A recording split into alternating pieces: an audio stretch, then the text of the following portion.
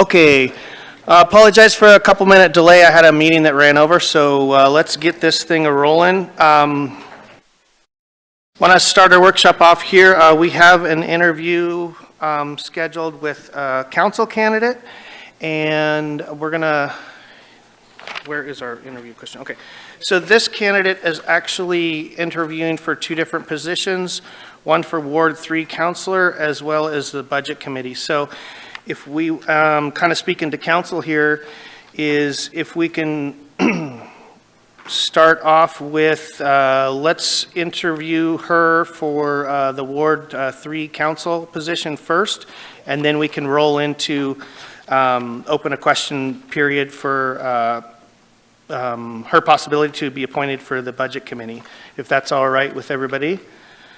And with that aspect, I will ask Nancy to step up to the podium and introduce yourself. And please give us a small entry onto why you want to become City Councilor for to represent Ward 3.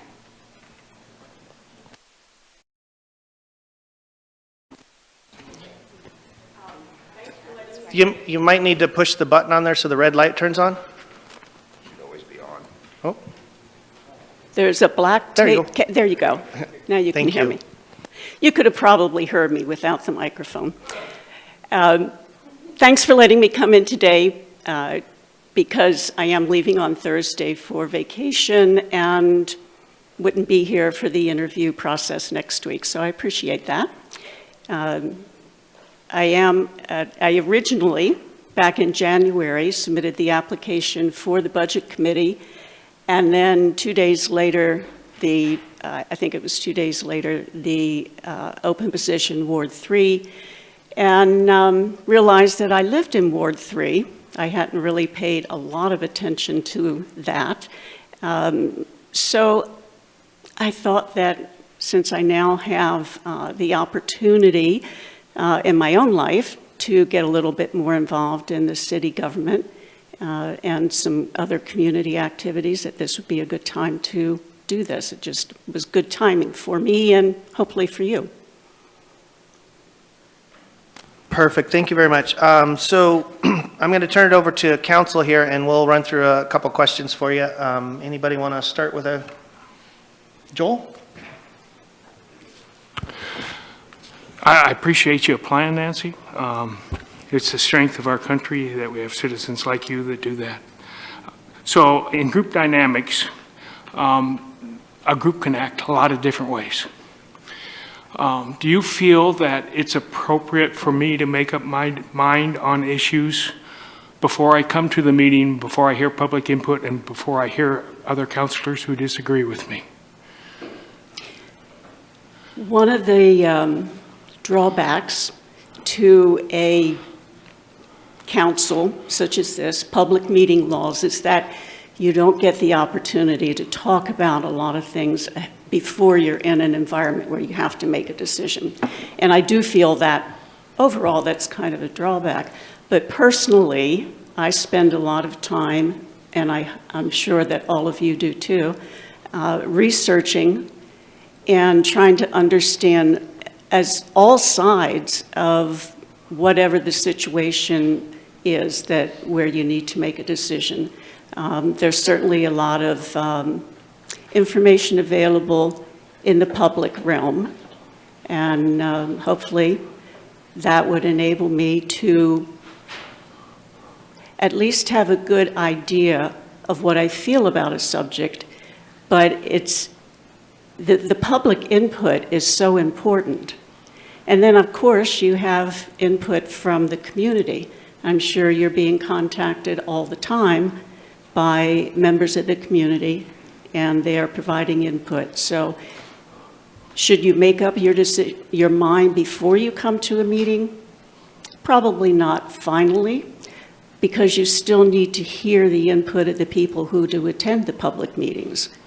Okay, thank you. The second part of the question was, so people who disagree with me, what kind of value do they add to the discussion?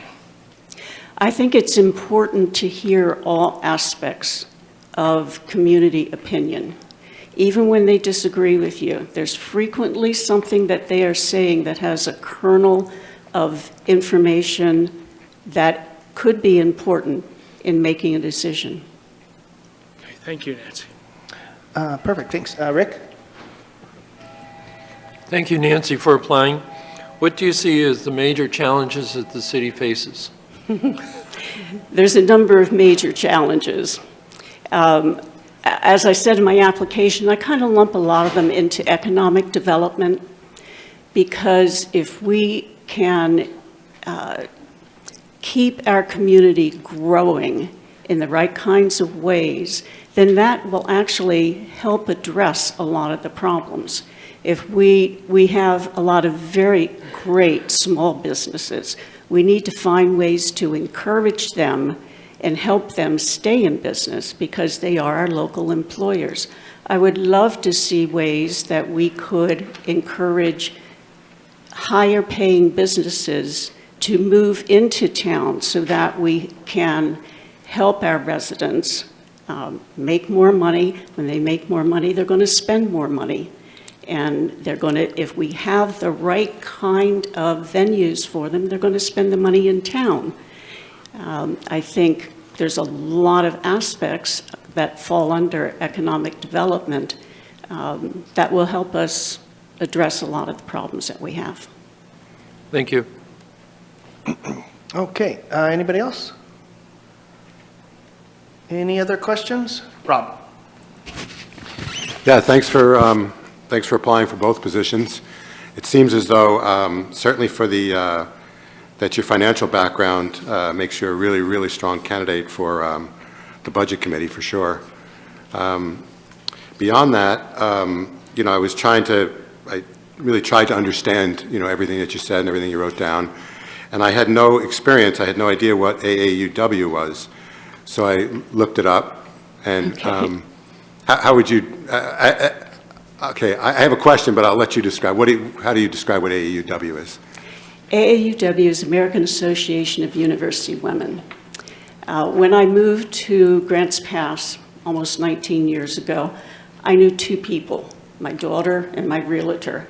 And so, and having worked my entire life, right up until the time I moved here, retired and moved here, I didn't know anyone in town, and I didn't know anyone where I lived before. I only knew the people I worked with. So I wanted to find a group of women. I never had women friends. I worked. That I felt could add some value to the community. AAUW has as its basic premise improving the lot of women and girls. And in becoming part of AAUW, some of you may be familiar with Girls Rock, which is an event that we're now going to be in our 15th year. I helped found that with the idea of helping girls realize that they can do science, technology, engineering, and math.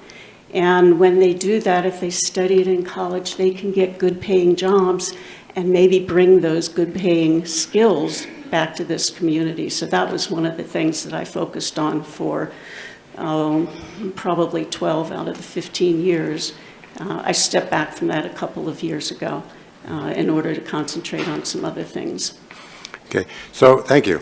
And Girls Rock is a pretty awesome. It is pretty awesome. We've event. had almost Yeah. 2,000 girls go through that event. Yeah, I believe it. I know that. I know so many girls who are excited beyond belief for that whole weekend, and yeah, it's a great thing.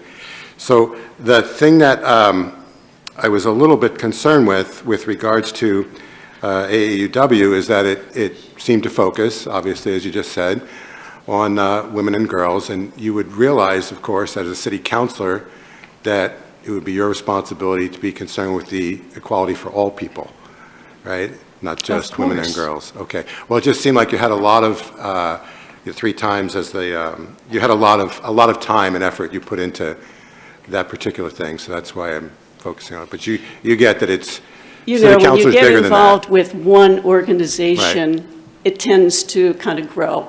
And those were the things that we focused on. Of course, AAUW did Kitchen Tour, provided scholarships, thousands and thousands of dollars of scholarships to RCC.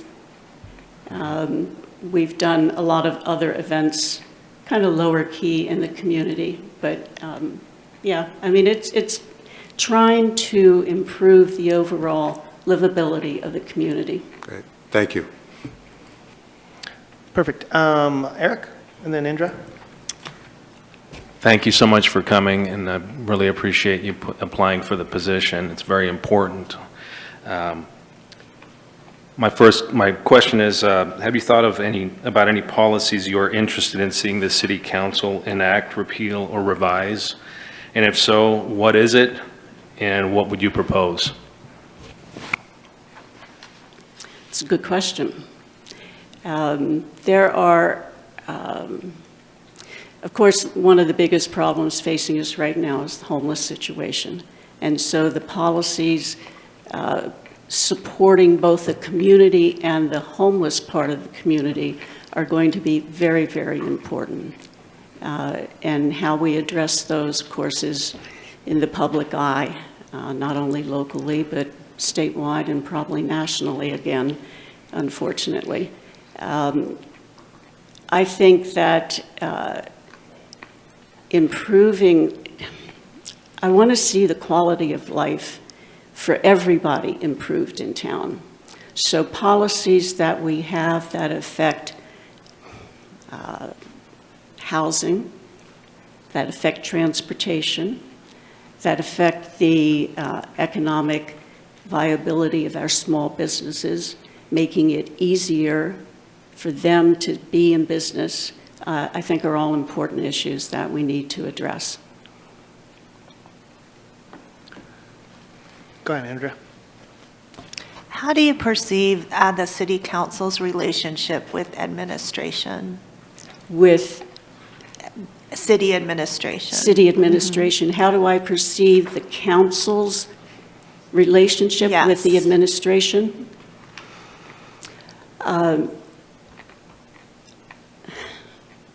The city administration is very important in the running of the daily aspects of the city. The councilors, from at least what my perception is, you set the policies and the guidelines and the directions. You do that through your strategic plan, and you do that through the development of the operating plan, which is the budget primarily that's coming up pretty soon. So you're setting the direction, and the administration is carrying that out on your behalf and on behalf of the citizens. Does that answer your question? Perfect. Thank you. Anybody else have any questions? All right. Oh, go ahead, Victoria. I'm assuming that you really love Grants Pass. Could you just tell us in your own words, what do you love about this town we live in? I moved here from Texas, a very different part of the country. And it took me a while to get used to Grants Pass because I was used to flat country and seeing the horizon, and I felt a little hemmed in by the mountains at first. But I've come to really enjoy the fact that there's so much available in the small town like Grants Pass. I lived in large cities, Washington, D.C., New York, Dallas, and there was always something going on, but you never really felt a part of it. And here I really feel a part of the city. This weekend I went to Barnstormers, and by the way, saw an excellent play. We went out to dinner. It's nice to have the ability to have the cultural event. And we've got a thriving arts community. I forgot about the Museum of Art because I was there this weekend also. There's always something to do if you want to do it. If you want to be involved in the community, you can enjoy it both from a participant or you can get actively involved in it. And I enjoy that. I enjoy knowing what's going on in the community. I value the Daily Courier because how many places have a small newspaper reporting on local news? You may like or not like what you may agree or disagree, but I came from a place in Texas, which also became newsworthy after I left, South Lake, Texas, where events were going on in the school system that I wasn't aware of because they had no local reporting of any kind. We were 30 miles from the city of Dallas, and you got the Dallas Morning News, and you heard the Dallas news. You didn't know what was going on in your community.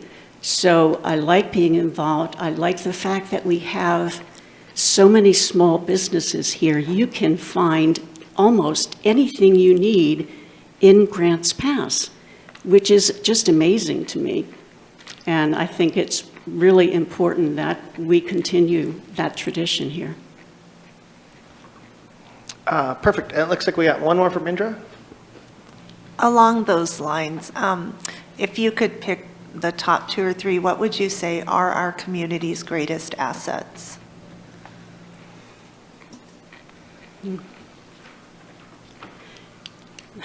That's hard to pick the top 2 or 3. Personally, for me, I love the library. And I do want to make a correction to my application because I said I was in the library district. I'm on the board of the Library Foundation, which is the fundraising arm for the district.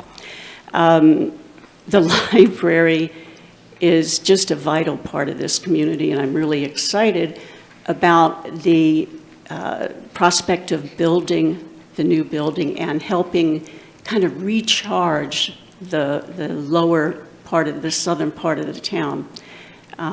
So that's a very important part of me. Our schools are very important part to me. I had 2 grandchildren who went through the Grants Pass School District, and unfortunately they're moved out of town, which is something that I would love to be able to address by, good paying jobs in town that would bring families back together once the kids go off and get their education. Those are 2 of the really important things to me, and then supporting the arts in the community, the artists, the musicians. We've got a really thriving music community as well. All of those things are so important in drawing the professional people to this town that we need to bring to town. We need the doctors, the lawyers, the nurses, those kinds of people are really going to add to this livability in this community as well. And we have to find ways to attract them and keep them here. Perfect, thank you. Since we're doing dual application here, we're just going to run right into this. So you also applied to be a prospective member of the Budget Committee. So if you want to open up this, answer questions with just a statement why you would want to be on the Budget Committee and what you can bring to that, just really quickly, even if you reiterate some things you already said. Well, as I said, at first I applied for the Budget Committee because there was an opening there, and obviously with my financial background, I thought I could add some value to that. And so I completed that application, a month ago, and then the Ward 3 position came open. I realized that public entities, such as the city council or the city, is very different than being in private industry. But you still have to budget, you still have to meet your budgets, you still have to do planning, and the basics are still the same. It's what I used to tell the people who came into my classes at the Small Business Development Center. You got to understand the accounting, you got to understand the budgeting, you got to be able to plan and think about what's going to happen in the future and how that needs to be accounted for. So I just felt like my background, almost 32 years in finance, would be of benefit. Perfect, thank you. Anybody want to give some more questions about the Budget Committee? Kathleen. So thank you for applying, Nancy. Let's see, where am I? What is the most important financial issue facing the city, and why is it important?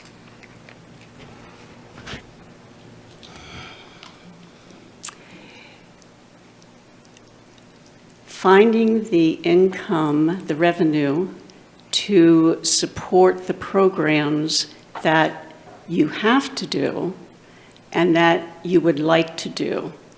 And balancing those two, which always have to be balanced, is very difficult. Our economic times are better today than they were certainly 10, 12 years ago, as evidenced by new businesses opening in town and some of the activities that are going on. But certainly that's an ongoing challenge, finding the revenue and then spending it in the right places to fulfill the needs of the government, as well as satisfy as many needs as possible, or desires, I should say, of the community. It's not easy. Thank you. Rob. So piggybacking on that last question, do you feel that it's a Budget Committee's Budget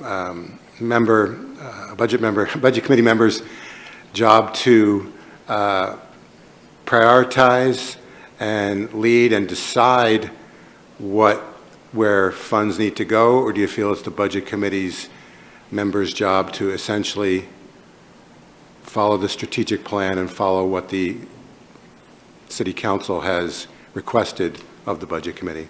It's a good question.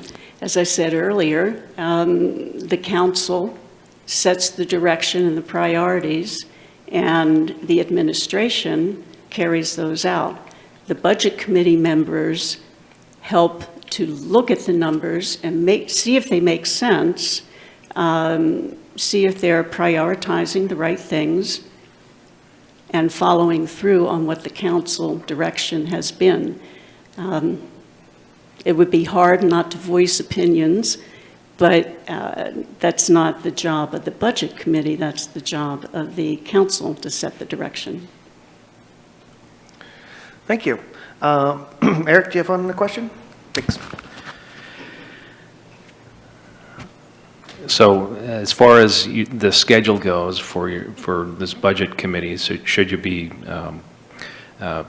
picked for it, are you able to meet this schedule? I guess the typical is a Wednesday, and so typically the budget committee meets at least 3 times in April and May on Tuesday and Thursday nights. Additionally, throughout the year, there may be a special meeting, typically on Wednesday, at which your attendance could be beneficial. Are you able to make such a time commitment? I would, and if I had any problems, with prior commitments, I would have to see what I could do to move them around, but certainly that would be a priority, being at the Budget Committee meetings. Perfect. Thank you. Anybody else? Any final questions? All right. So I don't see that we have any other questions for you. Now, we have heard you talk about wanting to be Ward 3 council member as well as a budget committee member. We've asked a few poignant questions. Do you want to leave us with any parting words? I just want to thank you for the opportunity to come today, and again for your flexibility in letting me come today. I'll be thinking about you next week when I'm hopefully sitting in 75-degree weather instead of 25-degree weather. And I just appreciate the opportunity to talk with you. Thank you. And thank you for your time. Do you need me now to turn this off? You just leave it on. Thanks. Okay. Okay, so we're going to proceed forward with our presentation. We'll be taken over by Aaron here, and I'll give him the floor.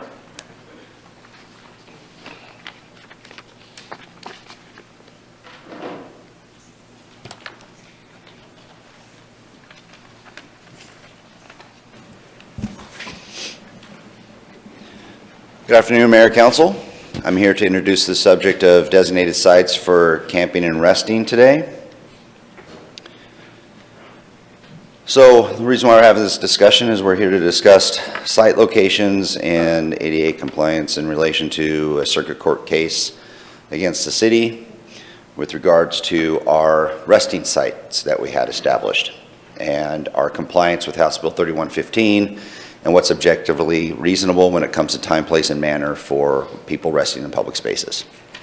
The agenda today that I have for you is we're just going to briefly review the past sites that we've had, the current site that we have, potential future sites, not city-owned, potential future sites city-owned, and near-term temporary sites. And call to action today would be any direction council may be able to provide with regards to future camping sites. This is not an all-inclusive list.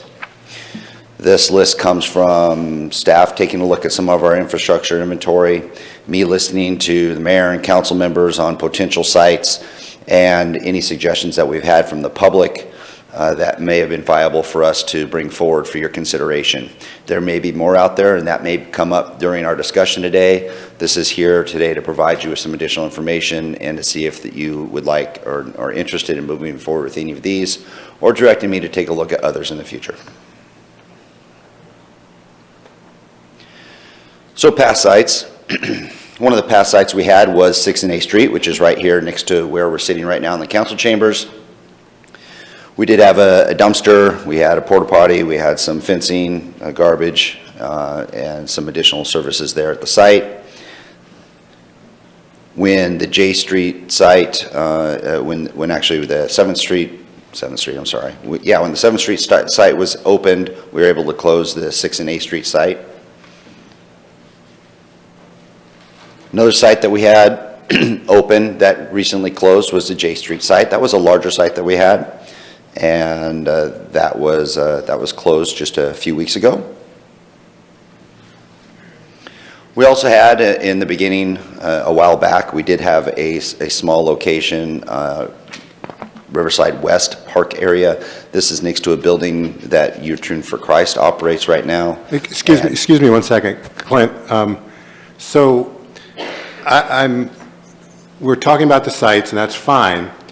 I don't know that everyone, all the counselors are necessarily fully understand why we're even talking about this. I spoke with, I think, five out of six of the counselors over the weekend, and I'd like to actually go back a half a step and talk about why we have to do this, and as you know, we had some discussions with our lawyer last week. Yeah. And I guess one thing that, as you're talking about sites, that immediately pops into my mind that I think that everyone needs to remember, as I heard it. Now, I'm just going to tell you what I heard, and people could tell me if they think that I heard it wrong, or I'm wrong, or does everyone understand? We can go back even further, but what we could be talking about is having to, well, okay, so we had a restraining order, right? We for whatever reason, our January 7th, when we changed our,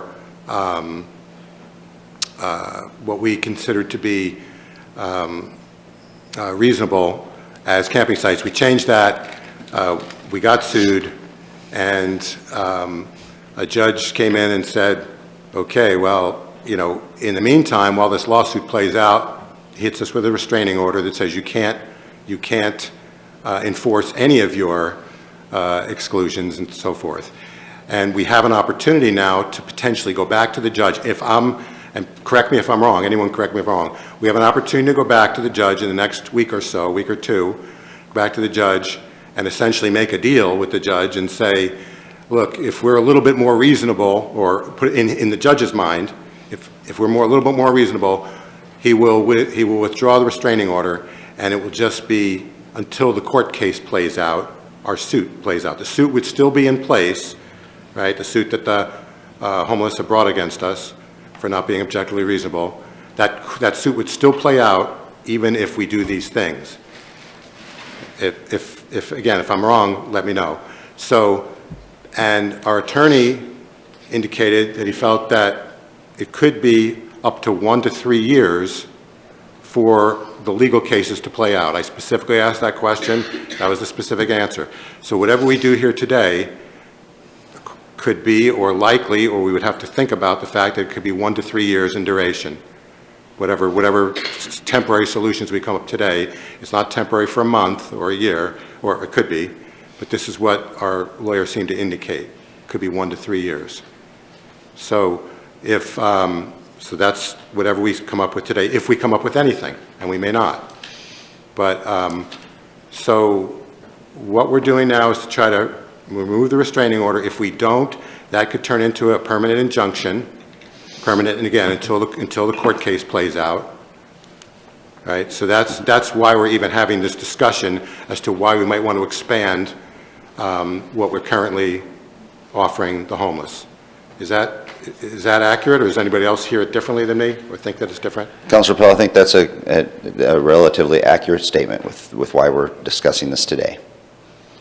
So if you all go back to the executive session you had, you guys we had a consult with our legal counsel. From that, we all understand that there is a temporary restraining order that was put in place with a 10-day window. It was advised that if we don't do anything, there's a possibility that that restraining order could stay in perpetuity. So we are trying to go forward and educate ourselves and come up with something to show that we're working on this, which we are. So this was, in my intention, to be an informational session so we can figure out what kind of inventory we have out there if we were to make a decision. So that's the basis of this. The foundation to start this workshop is informational only at this point, to get what we have in our arsenal, because you do Rob, you do have 4 counselors that are new to what the city's inventory is, so it kind of gives us a little idea of what we have to play with, and I believe my intention was to expand the conversation from that foundation and, you know, further make our decisions. But yeah, this was basically just to kind of give a little bit of information first. Does that answer your question? No, that wasn't my question, so I'm just, but as far as the 2-week or the 10-day window, the 2-week Yeah, window, I'm not going to the get into injunction- answering legal questions for you in Okay. this aspect, because Right. basically we are all privy to that executive session. Right. What Just I wanted to pulled make out sure we all was heard it we have 10 days. And- That's what I pulled And out. the one other thing I guess I'd like to add is we were told that our Supreme Court case, there's no carryover. Absolutely. With what we're doing. There No are 2 carryover separate freeway means lanes. nothing. Yep. Okay. One thank you. freeway's going south, one freeway's going north. They Thank you. completely have no bearing on each other, which is basically written in all write-ups as well as within in the lawsuit. And yeah, that was my interpretation as well from our counsel. Okay, thank you. Victoria, you got a question? Well, I just wanted to add a little bit to what Councilor Pell had just mentioned, that the lawsuit is larger than just what's happened in the last month or the last 2 weeks, that it's something that has been in the public domain for at least 3 months. So I just wanted to add that. And also that I thought that most counselors were pretty much aware of why we are here today and what we were going through. So I just wanted to add that. Thank you. Thank you. Can you proceed, Warren? Certainly.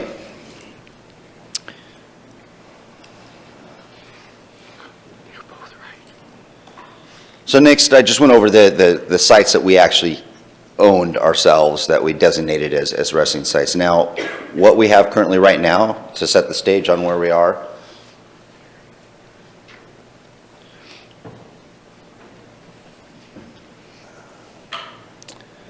we currently have a site on 712 Northeast 7th Street. It is right next to the police station.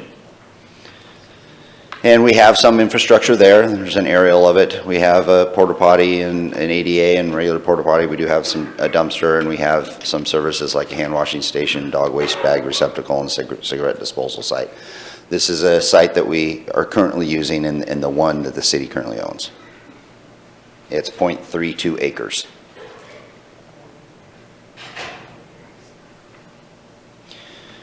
Now, I was asked to bring forward some potential camping site locations, and again, this is a not all-inclusive list. This is, as I mentioned before, a list that I heard from you as council members of, hey, what about this site? Or maybe someone from the public emailed council and said, hey, what about this site? Or the city staff said, well, maybe we should consider some of these sites. So the next sites that I'll be talking about will be potential camping sites either owned by the city currently or not owned by the city. One of the sites that was brought up was a piece of property, I'm sorry, that this is actually owned by the city. It's in the wrong category, but this is a piece of property just off of Beacon up here. It is a small half-acre piece of property. There is some aggregate there, and that is a location that someone mentioned this could be a potential site.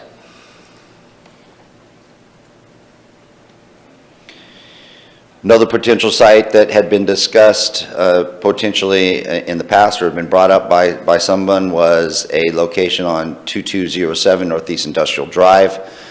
This is a large structure that's 2.44 acres. It does have some improvements on it. It's fully paved, which is helpful when it comes to being able to provide the services and ADA compliance issues. It does have a warehouse, it has office space, it has covered outdoor area, and then also uncovered with the square footage there associated with that. That is something that is currently on the market for availability to lease. This is just a street photo of it from street side. No location that was brought up as a discussion point is on 2660 Northwest Vine Street. This is 0.78 acres. It is zoned industrial park. It is currently just outside the city limits, but it could come into the city limits if this is something council was interested in. Again, this is there on Vine Street. just a little bit northwest of the new storage units that are there. It is currently being utilized as a cargo box storage business location. One of the things that was discussed on this site was, this is a mock-up that was provided to me, and with regards to what a potential navigation center may look like if we were to utilize the site for that, which includes all the little boxes there, include different type of housing and dwelling units for the unhoused and some services that might be able to be provided there as a centralized location for navigation for many different service providers to use.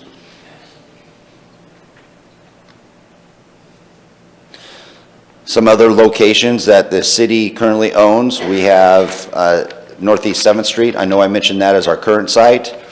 There may be some issues in accordance with our lawsuit that we may need to consider. The largest one is ADA accessibility. In order to have this property on the list, staff's recommending that maybe we look at paving it as a parking lot. We were looking at some kind of future expansion use of that in some form or fashion, and having that as a parking lot may be good for inventory of our city infrastructure until such time that we have other need for it. Once paved, it could be utilized, and it looks like it'd likely be in compliance with an option for us to have for an urban campground. Another location that was discussed, I think this was emailed to you, council, is 3284 Foothill Boulevard. This is a property that is owned by the city. It is relatively far outside the city limits, with the outside of the city limits over here by Grants Pass Parkway, and this is out Foothill Boulevard. This piece of property is actually 3 different parcels, totaling 16 different acres. It's zoned rural industrial. It is in the county. This is just the front street side of 3284 Foothill Boulevard. It does not have any improvements. It is just a bare piece of land. Another piece of property that is city-owned that was discussed in the past but not acted on, but thought I'd bring it up as a discussion point also, is 850 East Park Street. It's relatively flat in nature. It is not paved, and depending on services provided, ADA accessibility issues may need to be discussed. Another piece of property the city owns that has potential for temporary, and most of these that I'm talking about here are temporary in nature, is 124 Northwest Midland Avenue. It's a former site of the hospital. This is about a ½ acre. It's shown in red from a further away aerial to a closer aerial. If the city was to designate this as a site, it could be potentially utilized, and it may be able to address some of the ADA access issues also, as the highlighted area in yellow is part of that property that the city has available to them, which is a large section of parking lot paved area that could potentially provide a service and ADA accessibility for a campground. Another location that is a potential for council to consider is 601 Southeast I Street. This is a business park zone. It's 0.3 acres. It's fully fenced. It's graded and level, but not paved. So paving and ADA accessibility issues may need to be discussed further if this site was something that council was interested in. This site is right next to our fleet and shop facility area. Those of you that went on the tour may have noticed this, and we tried to point that piece of property out to you when we did the tour. From a future site perspective, I mentioned 6 and A Street as it's currently right now being slated to be utilized, at least half of that for a staging area for us doing some work on the City Hall roof project. So the whole site itself would not be able to be utilized for a campground.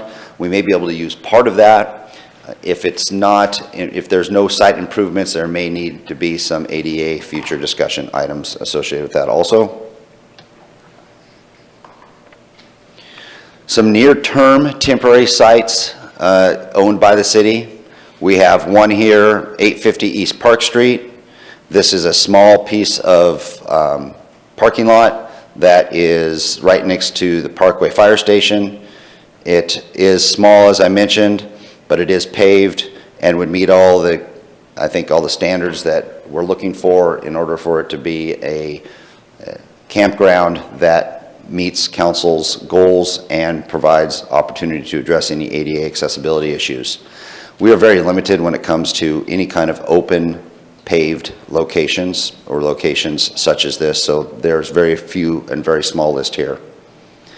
Another potential area is just right next to us, maybe working with On-Track and the city to try to determine somewhere in the city parking lot area, in the On-Track parking lot area, if we could designate somewhere some parkings and close those down and have a temporary site there until we found an alternative site somewhere else. And then again, Northwest Midland might be something we can go to quickly to where we do have the ability to have some paved, asphalted area for the campground, along with a larger grassy area for also some additional camping. And then 712 Northeast 7th Street, mentioned that again because that is a site that council seems to believe is a decent site. We've had good luck with it so far. To the degree of being able to manage it to some degree because of its proximity to the police station. But one of the things we'd have to address is the potential paving of that site, and that would need to be a priority if you're wanting to continue to have that on the list of services for the unhoused and a place to rest. I was asked just to put in some numbers on what we're talking about when it comes to costs. These numbers were through November 24. It was a total of $156,000. We did incur a lot greater costs when it came to cleaning up J Street, and we've also been operating for an additional two full months, so there's some more dollars there associated with that.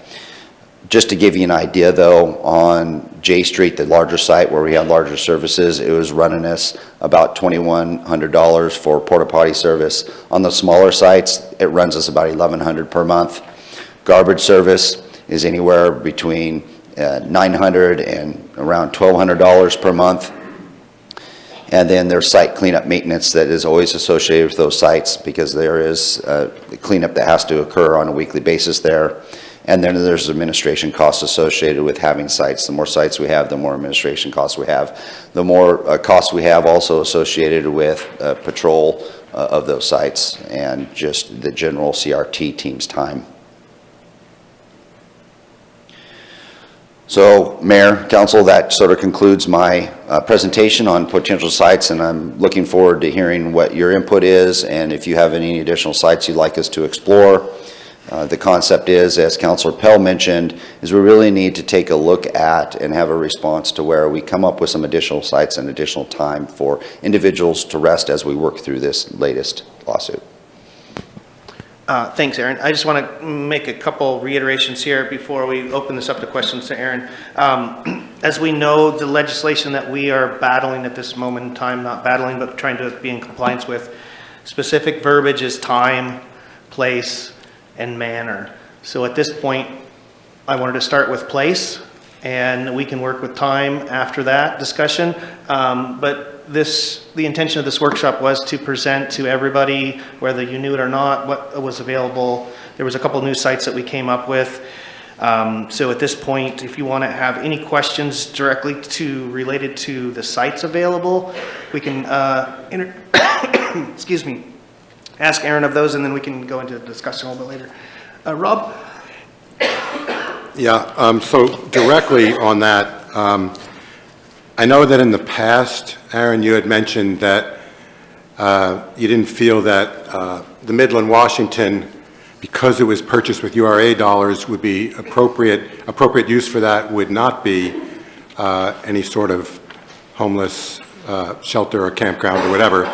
So my question is, if we were going to use that property, would we as the city have to repay the URA district for the portion of that site that we'd be using? Thanks for the question, Councilor. I think these sites that have all mentioned to you today are all temporary in nature, and some of them would hopefully be short short-term, temporary in nature. So I don't think from a financial perspective, there would be anything that we'd need to be concerned with when it comes to reimbursement of the Urban Renewal Agency. If council had a decision to reclassify or reutilize the property on Washington that, and instead of having it as mixed use, residential, or whatever you may want to do, if you wanted to designate a portion of it for permanent siting of a campground, then we may need to look into that because that may not fit the definition of housing in our urban renewal agency. Along, also with regards to fitting in with Clint's desire to have us just be talking about different places, to me that immediately kind of segues into, I know that Chief Hensman mentioned that one of the, or two issues that he kind of saw with J Street was that it was a little bit out of the way, so it wasn't easy for the police to monitor during their normal rounds. But he also said that he felt that it was really too large. It was really unwieldy. The size of it was too big. So, but as far as something being out of the way on any of these, it's not a completely separate question as to what degree of monitoring or management would council have in mind.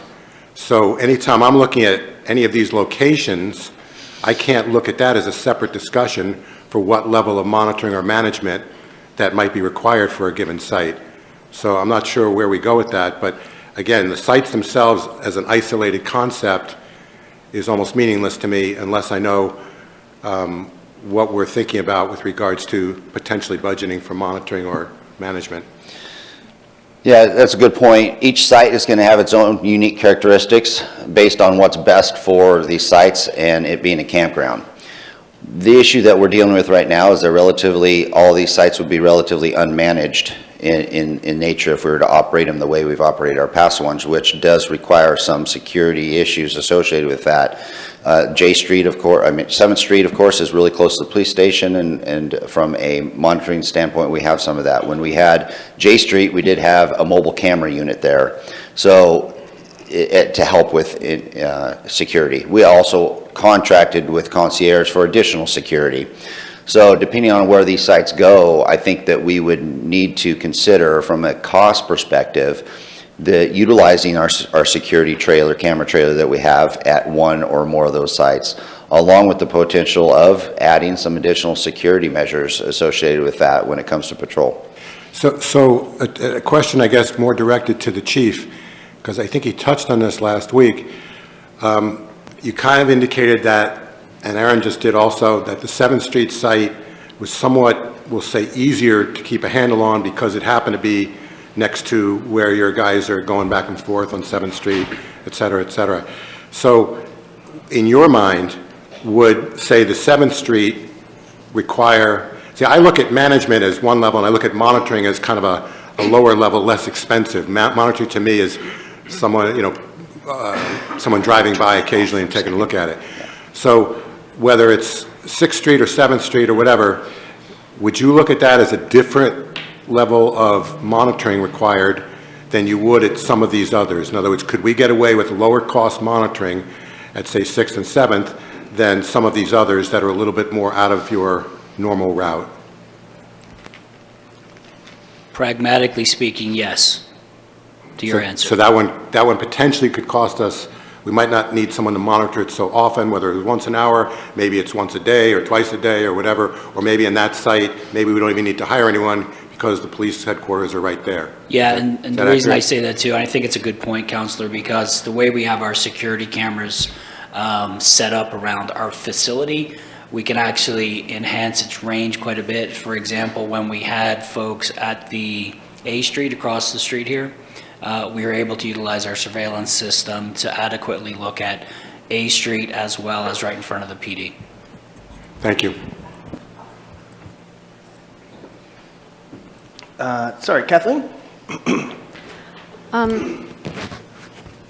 Aaron, could you put the last screen up? We didn't get to see the last screen. The call to action? No, the last screen. Well, the last, yeah, there's another page of call to action that didn't get shown. The alternatives. There's a place called alternatives. Yeah, that's purposely not being shown on the screen. Do you have a specific question of Yeah. something? Yeah. So I'm wondering, it's fine that we're looking at all these sites, but there was also a alternative to take the negative route, which says allowed everywhere except where council defines, and plus reduced risk and ADA argument. I'm wondering why we're not looking at that as well. So basically, the intention of, right now, and I apologize. The intention right now is we're dealing with the three items I said earlier in regards to this law is time, place, and manner. So we're dealing with time at this point to build a foundation. We will go into further depth, and that would fall underneath manner, is what I'm considering. So if we can kind of get past this informational part, you guys ask questions about potential sites. Rob's questions were great to bring more attention to how the police can deal with this. So I apologize for my voice. So I just kind of want to stay focused a little bit on place, and then we'll expand the discussion later, if that makes sense to you. So we're not leaving you behind. We're getting to that. I do have kind of a rhyme or reason on how we want to play this out, if that's okay.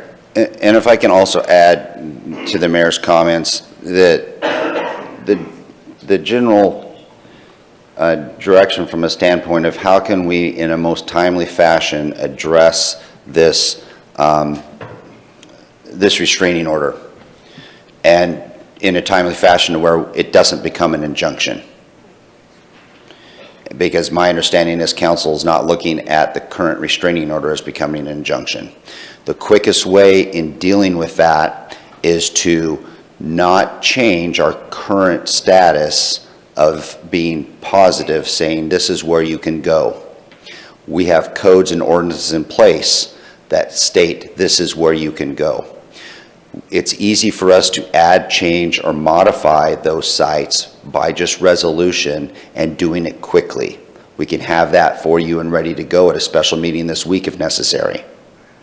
If you were to change your policy and go from a positive to a negative where it's you can't go here and you leave everything else open to interpretation, that's going to require a code change, which is going to require us to go in and make some modifications to our code and our ordinances and get those adopted.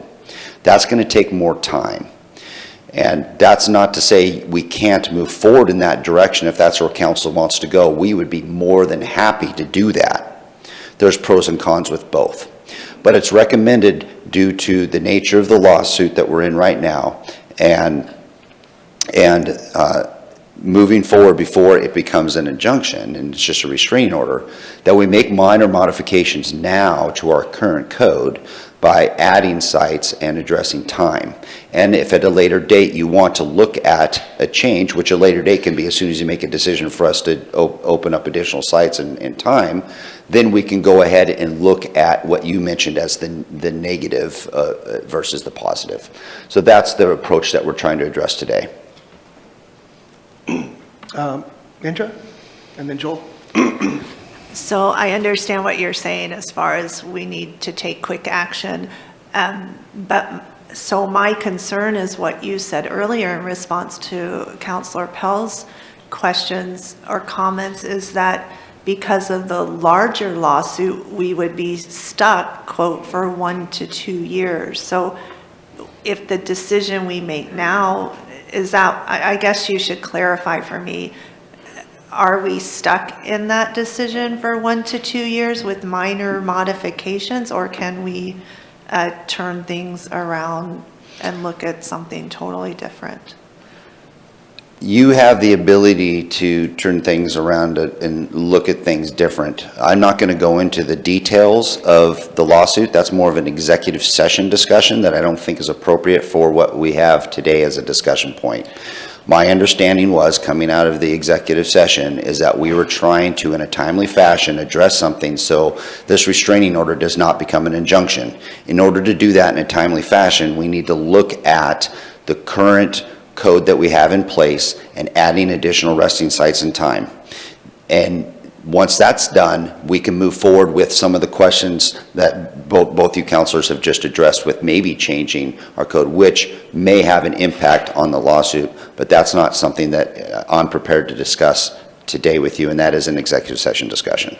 I want to add to that too, is basically I'm taking this under the lens that this is going to be this is kind of a lump of clay and we're molding it as we go. So everything that it's going to be up to you when you make your decisions, whether you put time limits on them, where you put sunsets on them. You don't think, it's going to be ever evolving, I guess would be the simple answer to your question. And so don't feel that you're back up against the wall, that you have to make this life-altering decision right this second, and that's going to be in perpetuity. This is going to be an ever-evolving thing. So we're trying to continue our actions going forward is what I'm trying to help you guys promote to do. Rob? Yeah, I appreciate that, Clint. I'm not sure, but I think the heart of Indra's question might be maybe a little different, meaning that, and it's unfortunate that we don't have a city attorney here today, but if we had whatever changes we make to get out from under the restraining order, we could change any of that, but the bottom line is we're going to have to pass some kind of legal scrutiny to do it.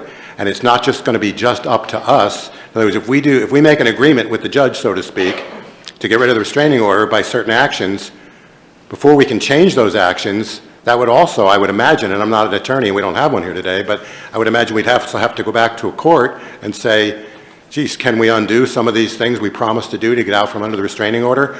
So yes, I agree that council, can essentially, we can mold this as we go along, as you said, but it would also have to pass legal scrutiny because we'd be making an agreement with the courts, whatever we decide in this particular situation to get out from under. So it's not like we can just do it.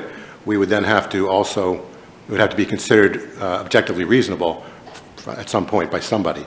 Correct, and I think I can say this without stepping over any bounds here, but the law, SB 1335, objectively reasonable, has never been put through the legal court system. We are the first. So if you take that in premise from a layman's term, we're on an island. We're the test subject, so we don't know how we're going to fix this, so we're doing our best to try to come up with a good game plan that we feel, underneath guidance from our legal counsel, that would be a good test subject, I guess is kind of the way I'm taking it.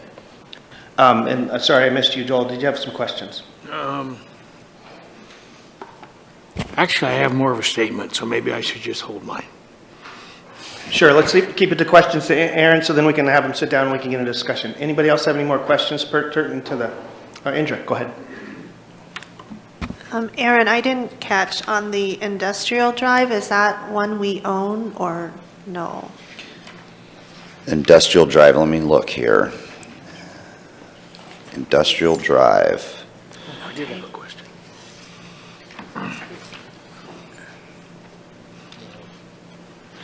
That was one that we do not own. Okay. It is on the market for lease. Okay, and so there were several that we don't own. On the properties that we don't own, do we know for sure that they're willing to lease or they're open to lease? And is that the only option, is leasing them?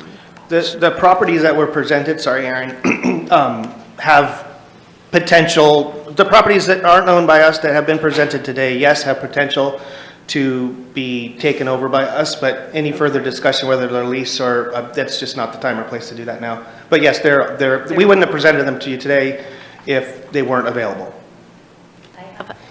Just real quick, I'm sorry, Joel. So when you were talking about industrial drive, so just to add to what Indra was saying, the 2207 Northeast Industrial Drive, and then you showed a picture of it, but it's a different address, so I wanted to clarify, and it says 1990 Northwest Washington, so maybe I've got a photograph missing, or the address is wrong. It's just a clarification question. Thank you. Thank Yeah, you. I'll have to check my notes on that.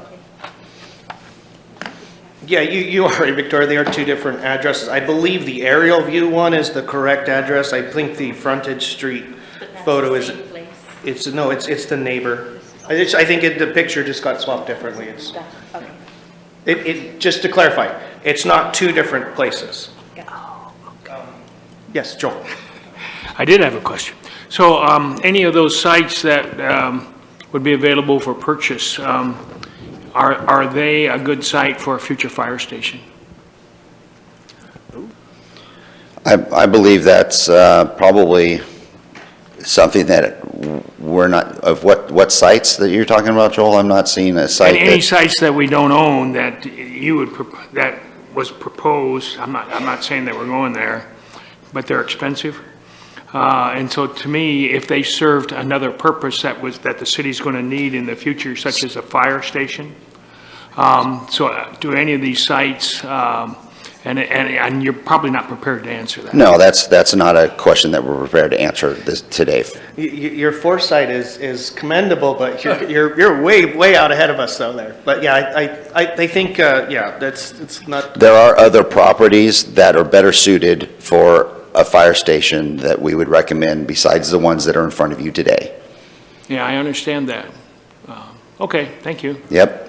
Eric, and then Indra?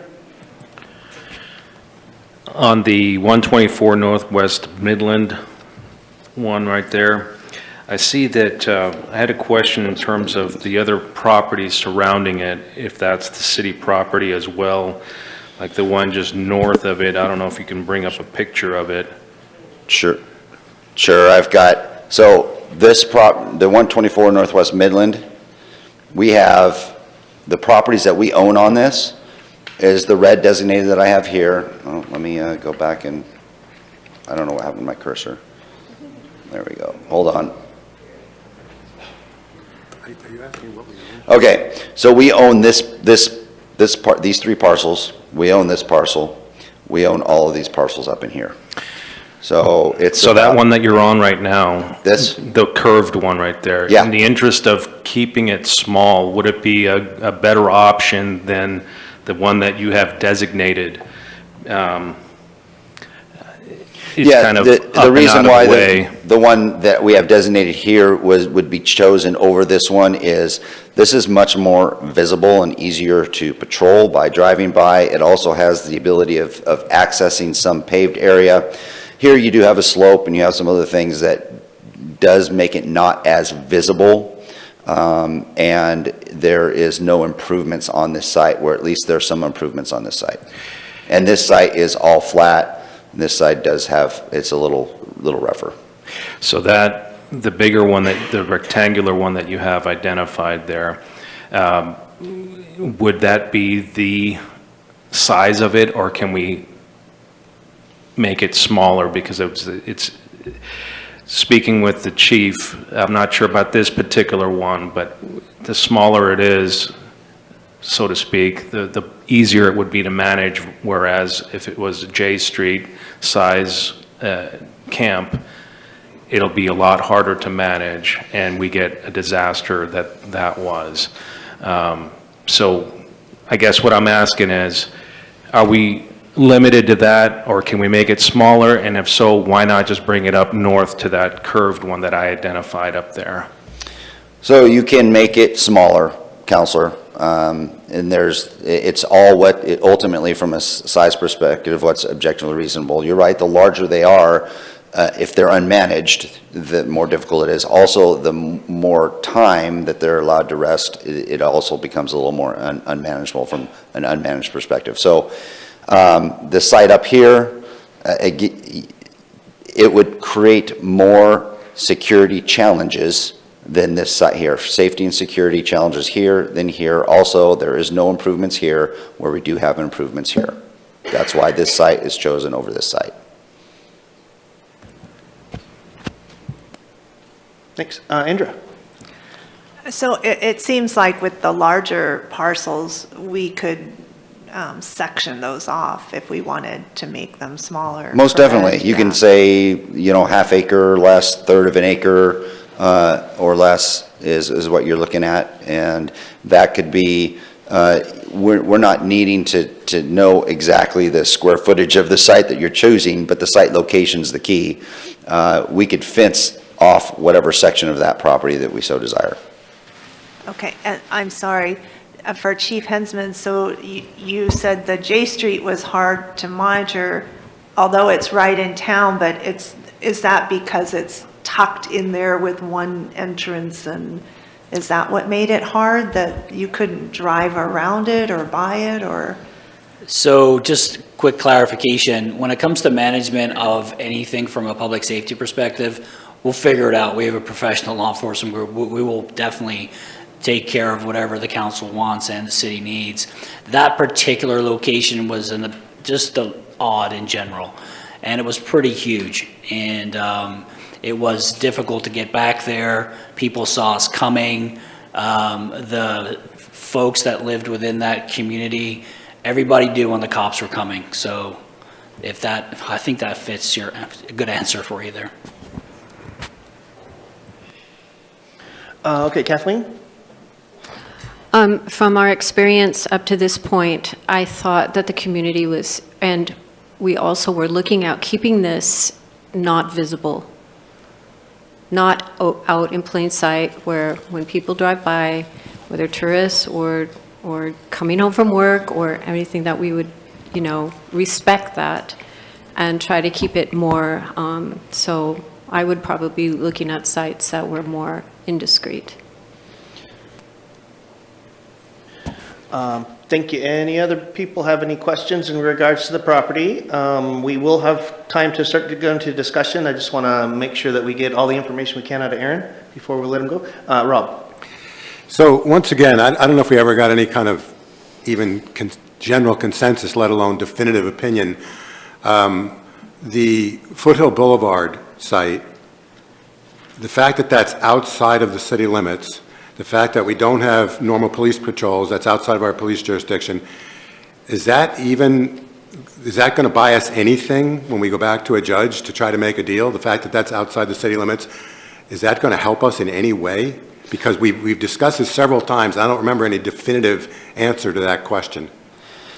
So, Councilor, it's a great question to clarify, maybe checking some of these properties off that don't even think that might help the case. As you know, in moving forward, when it comes to this, we're looking for additional space and additional time. And when we're talking about additional space, we're talking about additional space that meets the standards of what's objectively reasonable. Objectively reasonable, including ADA access, et cetera. So, this site here would probably be one of the more difficult ones to be an actual tool to provide to our attorney to go back to enter negotiations because of its proximity. We have no patrol or response to it. There is no ADA access at all. The site is fully unimproved. It's not level. This would require a large pull of resources, I think, in order to make it a tool that we can successfully use. Victoria?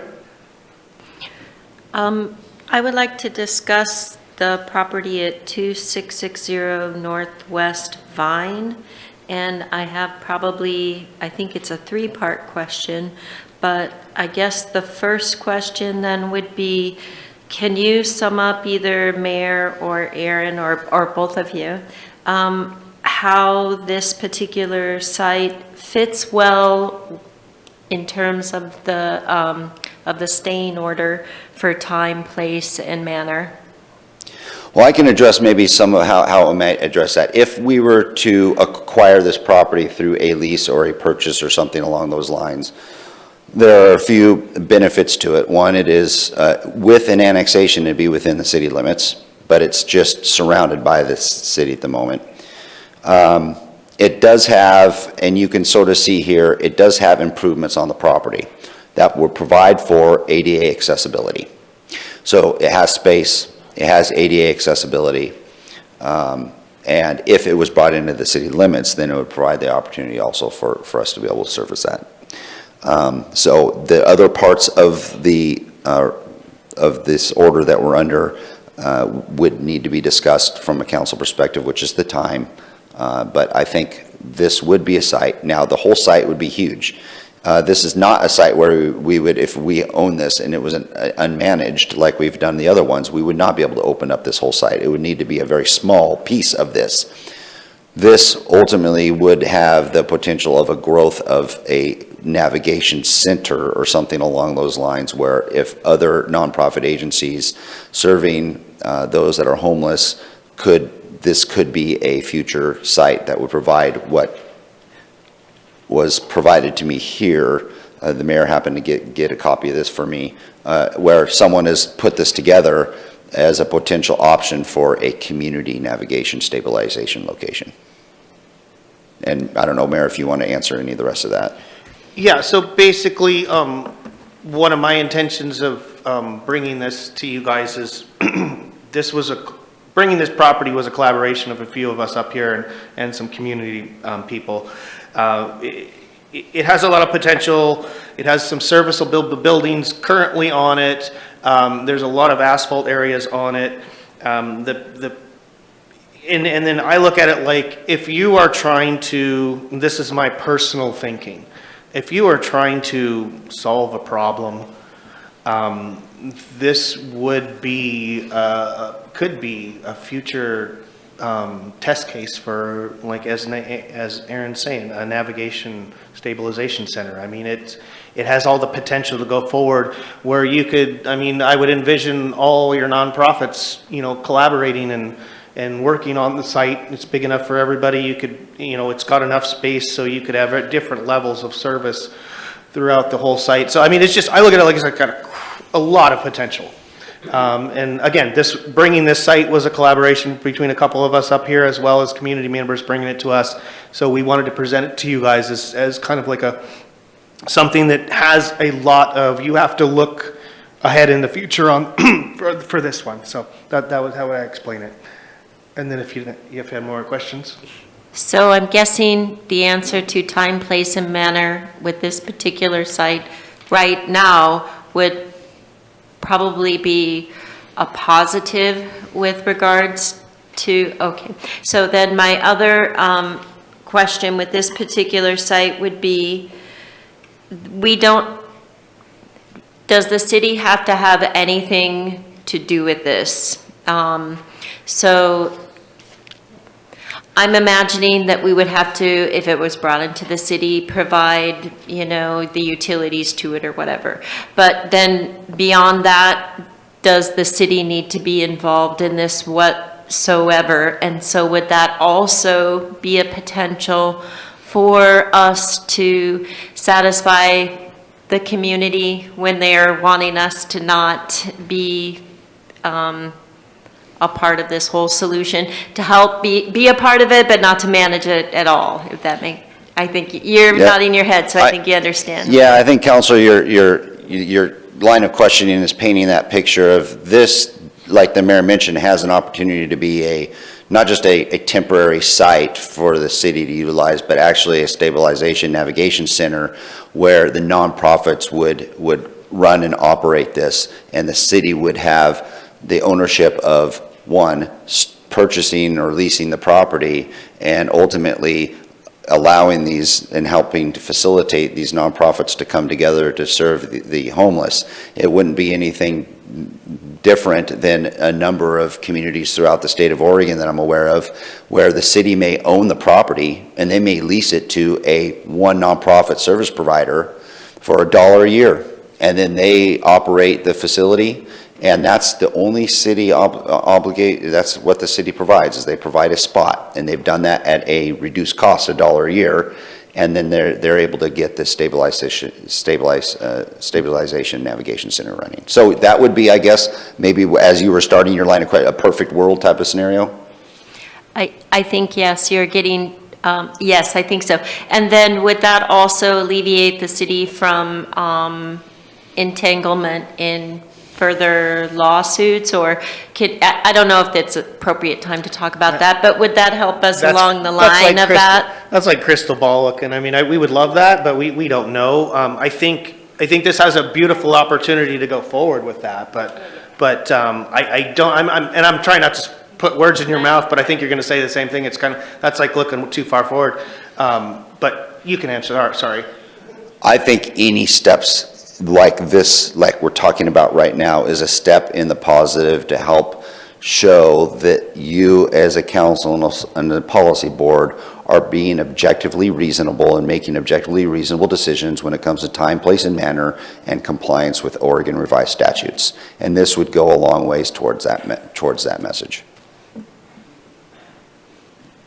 Oh, I'm sorry, I have one very, hopefully quick question about this particular site.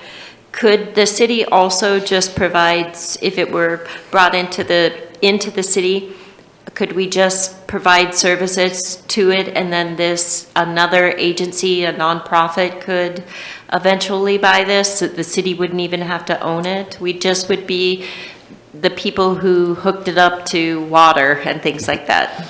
Yeah, you're right. We could be the ones that, say, for instance, offer a long or short-term lease to a nonprofit, and many times those nonprofits become successful because they ultimately, once they have a site, they start to get federal and state funding to operate the site and to provide those services.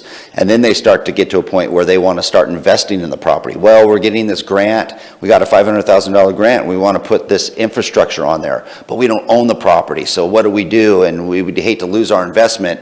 And so then those discussions, as this program grows from being an infant to a toddler to an adult, you start to get to a point where getting into the teenage years or whatever, these nonprofits are getting to a point where they're like, we would like to actually own the property. And many times there is a transition of property ownership from the city to those, and then they own it and they can operate that. Thanks, Aaron. We can go further into that discussion too. Rick, you had a question? Thank you, Aaron. When you look at time, place, and manner, can there be two sides of the coin, as well as not only looking at choosing the property, but on the south property line here are all residences, on the west property line are all residences? Would that have to be included in our considerations? Well, that's a policy decision on your end. I think when you're making decisions on locations, whether it be temporary or more full-time in nature, whether it be a small site or a site for a stabilization center in the future, those are policy questions that you need to ask yourself, and council should have those discussions on. Okay, thank you. Okay, Kathleen. So maybe just for a little clarification, I hear you say this is a potential for the future, but we need to do something now for temporary. So what does that temporary exactly mean? So ultimately, what our legal counsel has asked us for is more space and more time. So say, for instance, this, if we were able to gather this and have ownership of this through a lease or a purchase within a acceptable amount of time, and designate a portion of this or the whole thing based on what else, however it works out in the future, could this be an option? It could be if we were able to move quick enough on it. If not, we need to be looking at some of the other locations, like maybe some properties that we currently own that are in this slide, or others that council may want to explore, to where we can open up some additional space and time in order to respond to this lawsuit. If that answered your question. Sort of, but I'm wondering about the temporary piece. We need something temporary. Oh. Just like J Street was temporary. 7th Street is temporary. Explain that a little. Thank you. That's a great question. So we do not have to have the word permanent in our response when it comes to time, place, and manner. The time, place, and manner that we provide, if the city is taking ownership of some of that time, place, and manner, can be temporary in nature.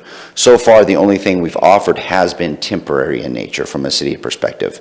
If a nonprofit comes in, totally independent of the city, and starts a program that benefits our time, place, and manner, that we could count as part of our part of the services for our community, then that's only a positive.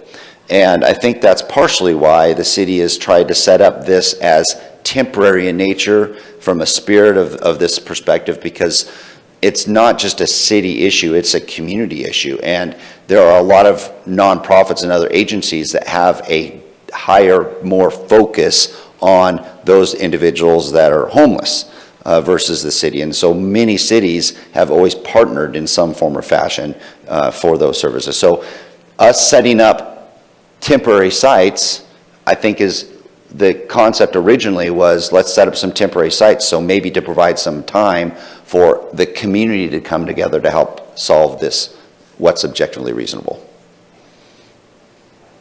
I would almost definitely define that as more, we're incentivizing. I think Joel was up there first. I'm going to hold my comments. Okay, yeah, sure. Question, Victoria? I just want to be certain that this particular site, again, could be utilized fairly quickly, we think. So it could be a part of taking it forward to the judge and saying this is this one is definitely a possibility. We could consider this now. Could you go back one slide to the Certainly, Mayor. current one? Yeah, so this site here, it has some buildings, some carport-style buildings in the bottom. There's one big giant open shop area in the middle. Basically, it's an open-air cement floor. There's office shop building there as well. All that between the buildings is concrete. There's asphalt all over there. So, yeah, this could do a makeshift temporary site very easily with a little bit of fencing. Did you have a question now? Okay, and then Eric. And maybe you've already answered this, Aaron, with the use of other sites that would not be permanent. If you just have one site, what does that mean to time? So time is second, the one site and the time, I'm not sure of the question, your correlation, your question, but the city is our legal counsel has requested that we have more than one site, if that answers your question. We need more than one site. Eric.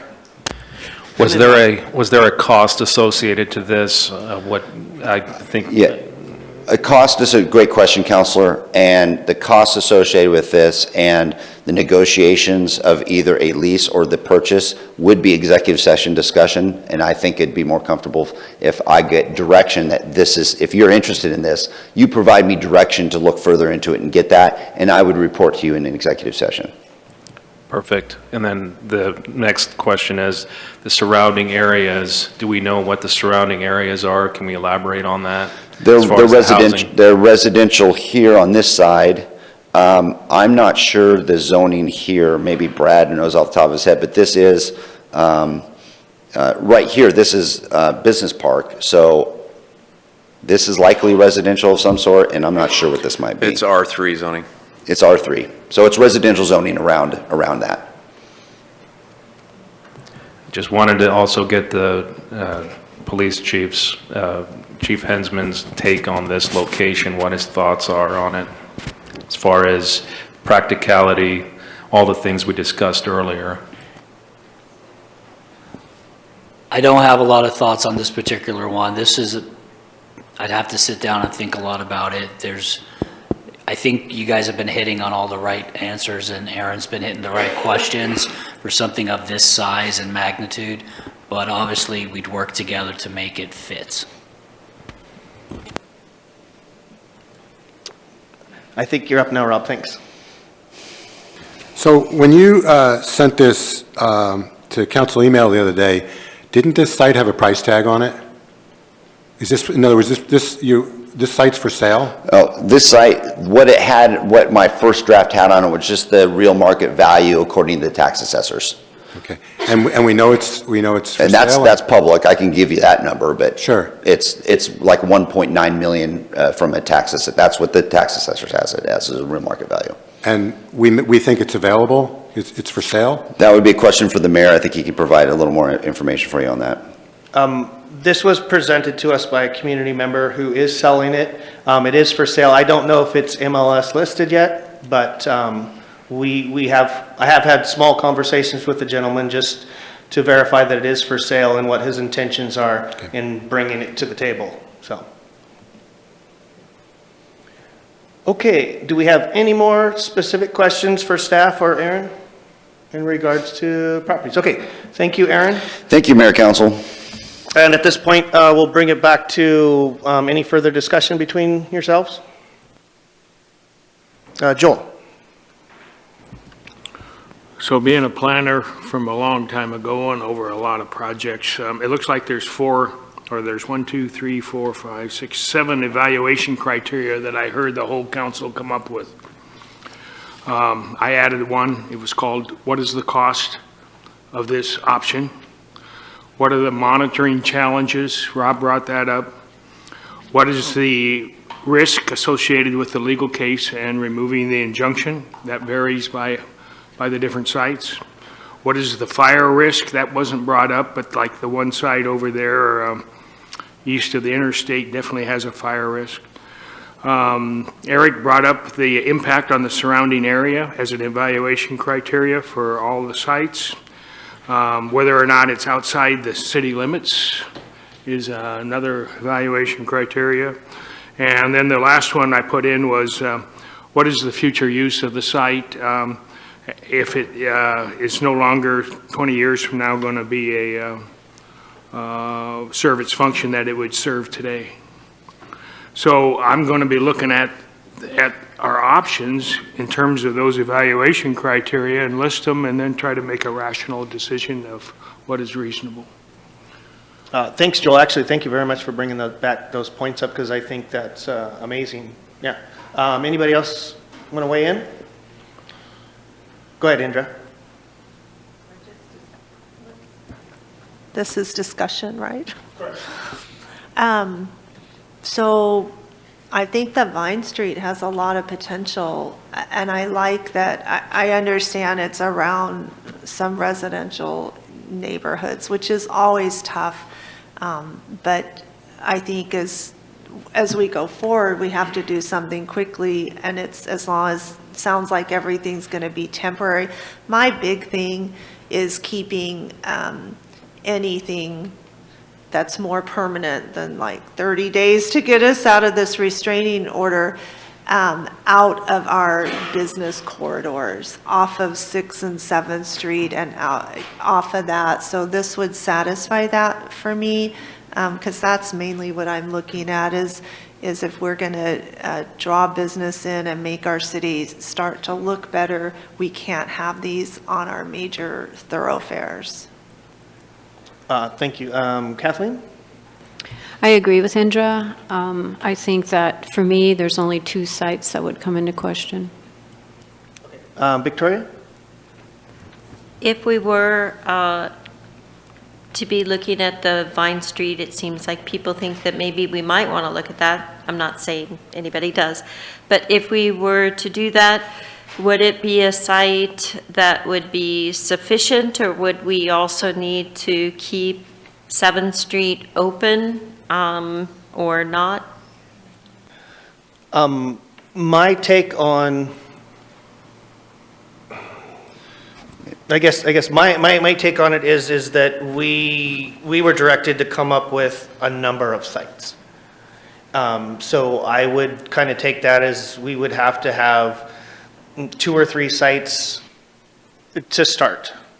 And then I look at, I think what we'll do is we'll try to figure out how we can narrow this down a little bit to some different sites, and then we can each champion whatever. But I think the intention is to take care of our time, place, and manner. We're dealing with place at this point, is to kind of narrow it down to, say, 2 or 3 sites. And then we can make a decision whether that's what we want to present to our legal counsel to present to the judge. That's how I interpreted the executive session, was to come up with 2 or 3 sites minimum. Can we do that today, or That's the can we intention, direct is I'm- staff to do that today? I thought we had to make the decision in a meeting, but so we can. All right, thank you. Eric and then Rick. Okay, so obviously, the more sites we have, the more cost there's going to be with that. And I'm seeing, I think Aaron mentioned, since November 2024, 4 months, we've incurred over $100,000 in services. So this is a big expense, and that is, to me, I think we should, regardless of what the lawsuit is talking about, we need to take caution in giving more than, the more sites we have, the more expensive it's going to be. So my take on it is maybe we just need to do 2 sites and not 3 or 4, because this is going to be a major expense that the city has to incur. And that's not just the city, that's the taxpayers that are paying for it if grants pass. And that is pretty, that's a lot to ask of the taxpayers, because now what are we going to be looking at? Who are we going to lay off if that happens? I mean, who knows how long this is going to stretch out?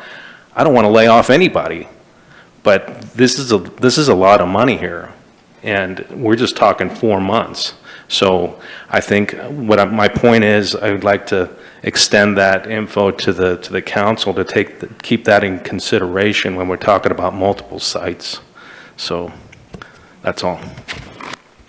Absolutely, Eric, and thank you for that. And I believe that we all will keep that in mind, because that is foremost, and part of our duty is to be good stewards of taxpayer dollars. So I think I had Rick next, and then Joel. So when we're looking at 2660 Northwest Vine Street, the whole picture has me a little bit concerned. I can see consideration there, but part of the other aspect that has me worried, I want to say, or could be worried, if we can limit the amount of area that we're committed to using for that purpose is one thing, but this is industrial, and I realize industrial is also a candidate when you are locating a campground. But within the city of Grants Pass, we have a shortage of industrial property. If we start using it for other purposes than industrial, we're also limiting the opportunity for new industrial people moving in, because then all of a sudden that property is no longer available, or they don't want to locate there. So that's just another aspect I think we should keep in mind. Thank you. Thanks for that, Rick. And also, too, we do need to be aware that within the industrial zoning that these homeless shelters are permitted, and one of the only zonings that's very acceptable to be in. So it's kind of a catch-22 on that, but I do appreciate that pointing out to the rest of the council. I had Joel. So I see a proposed action being developed that accommodates those criteria and what we've talked about so far. And let me just throw it out there, and you folks can change it. We have 2 parts. We have an implementation. Well, actually, we have 3 parts. We have a implementation transition. We have a longer-term strategy, and then we have in the future, which has a lot of uncertainty associated with it as far as what goes on. The transition, we need 2 to 3 sites, so we need the site by the police office, and we need 1 more site besides that, and we can do that immediately. I would like to put it right over here. I know that the roofing is going to occur. I don't know what the time is. I don't know how long that's going to take. But if not, then we find another suitable place for it. And then we pursue the purchase of the industrial land. It's an asset, so it just transitions cash asset into property asset. So the long-term cost to the citizens, you can always sell it and get your money back out of it, and the city's done that a lot with a lot of property. And then develop that in the longer term, and maybe even divide it into 2 places, 2 resting sites, so they can move from one side to the other, which seems kind of ridiculous, but that would satisfy the law.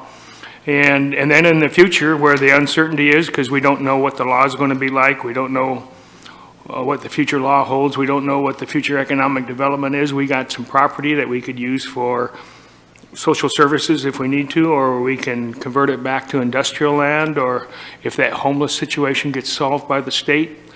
And we move forward like we know what we're doing. Thank you, Joel. So I see that as a proposal, so to be a little efficient on this, I want to ask you guys in two different approaches here. Do you want to go through the list and eliminate places first? Or Joel actually has a pretty good plan, which I would champion, and we go forward with that. So the question to you guys at this point is, do you want to go through the list here and eliminate it down to a smaller number? Or do you want to pick a few and go forward?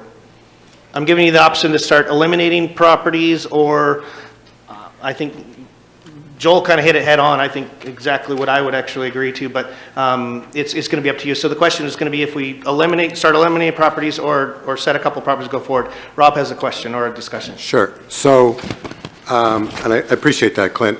I think it's probably where we should be starting to move.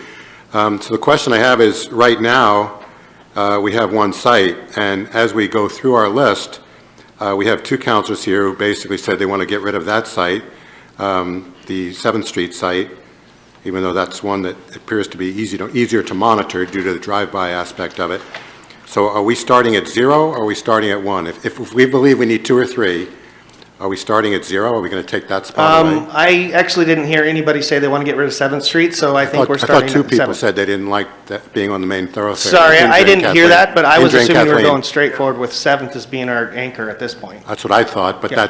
I thought. So we can do it either way, Rob, and I don't mean to interrupt you, but we do either way. We could just go through the list and eliminate them, or, I mean, 7th Street is in play at this point. If we take it away right now, I think that's a dumb move, personally. So I would leave 7th Street in there, but if you guys want to go through and eliminate to get down to a smaller number, what's the consensus here? Here, let's just do this, Can nod I- heads. Do you guys want to go through the list and eliminate? Up or down? Yes? Yes? No? No? No? Yes? Okay. I wanted to clarify if I could. I think what Joel said is he proposed 3 sites, 7th Street, 6th Street, and Vine. And so that's like a starting point. Okay. And could we start with those and people could say, no, let's swap Yeah. 6 for this? I mean, I like that idea. I agree with you, Victoria. I thought that was a good starting point. I just don't want to go in circles. I think Aaron wants to add a few things, and then we'll make a decision which way we're going. Yeah, I need to add a couple things that will help with your discussion if you're considering those 3 sites. So from a Vine perspective, I think it counts as additional space. I think it would also count to address some ADA accessibility issues. Those are 2 green check marks. The 7th site, it goes to address the space. It does not address the ADA accessibility. So you got 1 green check, 1 red check. A Street might not even address the additional space because we need at least half of that space for the roofing project, and it doesn't address the ADA accessibility. That site needs major work done in the wintertime. It's a pond out there. So it would require a lot of work, including stormwater management associated with it. 7th Street site would be recommended. We'd have to do some improvements. I'll work on that as best we can. We may have to come up with an alternative site while the 7th Street site is being worked on if we want to continue to address the 7th Street with ADA. So I would say that A Street really probably is not an option at this point. 7th Street is with modifications, and Vine Street seems to be an option. That's just my input. Okay, Rob? And then Rick, sorry. Maybe Jason's the right person to ask this question. So how long would it take to get some paving on 7th Street site? I talked with Wade about this before the meeting, minimum of 3 weeks, but it could be a little bit longer depending on contractor availability and whether or not we had to do any stormwater modifications. Second question to you is length of process from start to finish For the paving. So how long would 7th Street have to be shut down?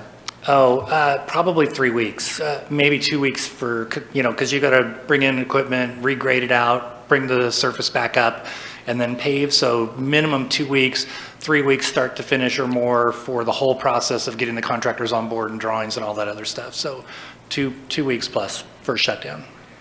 Okay, thank you. Rick? So Jason, instead of doing a layer of asphalt, can't we consider possibly concrete or seal coat?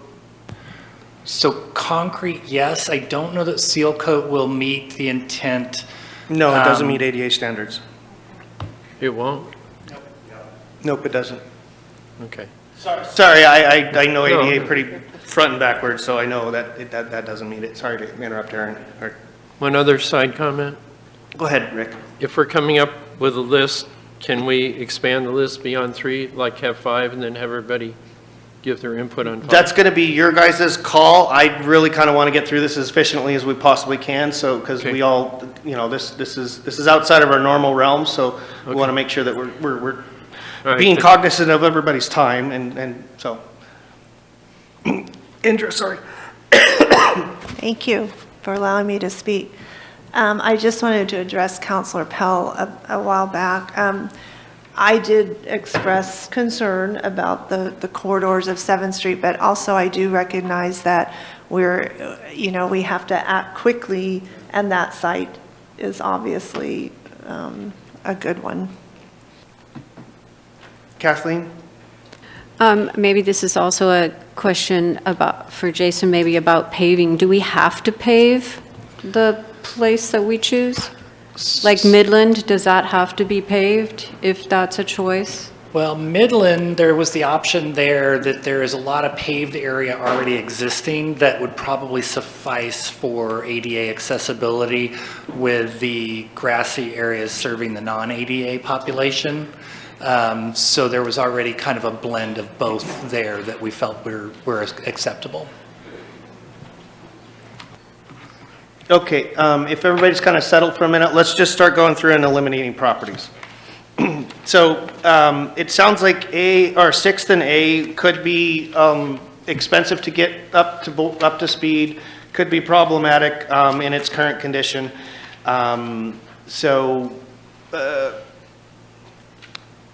Let's just go through and vote. To eliminate, yes or no, Rob? Eliminate that one. Eric? Yes, absolutely. Indra? Eliminate. Eliminate. Eliminate. Just keep going. I would not. I'd just use it temporarily. Eliminate. Okay, we got a consensus to eliminate that one. So next is J Street. I hopefully this is going to be unanimous across the board. Eliminate? Yeah, let's just do that. Thumbs down or thumbs up? That's easier. Okay. The other way. Okay, I see pretty unanimous on that, so let's get rid of J Street. Next on the list was the Riverside Park piece, which would be the grass park piece next to the U-Turn for Christ building. I got a 1, 2, 3, 4, 5. I've got a lot of thumbs down, so let's just eliminate that one. Okay, 7th Street, we're going to hopefully unanimously keep that one in the mix. Sounds good, thank you. Potential ones that are not owned by us. So Beacon Street is the triangle one that's on the side of the I-5. Oh, sorry, that is owned by us. Looks like it's gravel, it's very triangular, very small, half an acre, just up against the freeway, but there is residential next to it. Eliminate. Okay, looks like thumbs down, thank you. The Industrial Park, Northeast Industrial Drive, large warehouse building, not owned by us, is only available for a lease option at this point. Washington Street is basically kind of what it's on. Up or down, we got maybe, I got more thumbs down. Okay, let's take that out. Okay, Vine Street, which is the larger industrial zoned piece, 7.8 acres. Thumbs up or thumbs down to keep it in the mix at this moment in time. Can be eliminated later if you want. I got majority thumbs up. Thank you. Moving along very quickly here, that was 7th Street again. Foothills Boulevard, city-owned property, but it is outside of city limits. I got a majority thumbs down, okay? Park Street. I'm actually still unclear exactly where this one is, but. It's behind the fire station at Parkway. Okay. There's a trail that goes underneath the bridge to Baker Oh, okay, Park. okay, now it is. Looks like 850 there's East Park two. Street. Looks like there's two, though, there, one behind and one on the side. Yeah, there's another one that we're highlighting that's paved later on. Yeah, so this one is 850 Park Street. Yeah, so it's the grass unimproved, so it'd be basically between the fire station parking lot and the water. That's a pretty big thumbs down. Okay, Midland Avenue, which is the one piece of property that has some paving or some concrete paving in it that could be utilized for ADA, city-owned. Everybody know which one? And I got a majority of thumbs up, so let's keep that one in. That's Midland. 601 Southeast I Street, which is actually flat graded gravel right next to the city yard. 1 up, 2 to 1, 2, 3. Rob, you want to weigh in on that one? Rob? It's kind of a tie, Rob. You got to weigh in, please. For now, I would keep it in for discussion. Okay, it stays in for now. Thank you, Rob. 6th Street done. Okay, so the additional Park Street one we were talking about is basically utilizing one of the parking areas offside the fire station. In or out? In 1, 2, 1, 2, 3. I got more thumbs up. Okay, that's a stay in right at this point.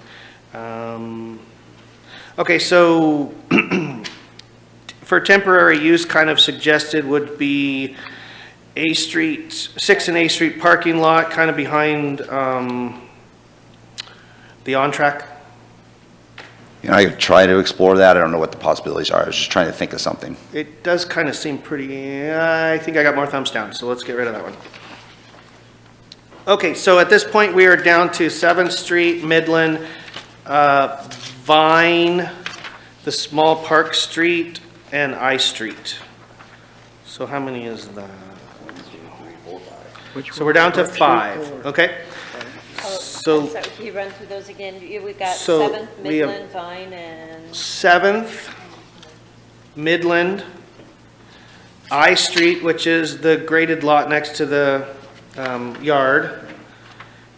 The Park Street, which is the parking lot touching the fire station. And then Vine. Seven. Yeah, 7th, that was kind of a, okay. So, at that point, Oh, this one? Can you repeat those, please? Yeah, there's no I Street. There's also I Street there. yeah, So the ones going in order of the presentation was 7th Street, the current site that we have, Vine Street, Midland, I Street, and Parkway. The Park Street. Park Street. Mhm.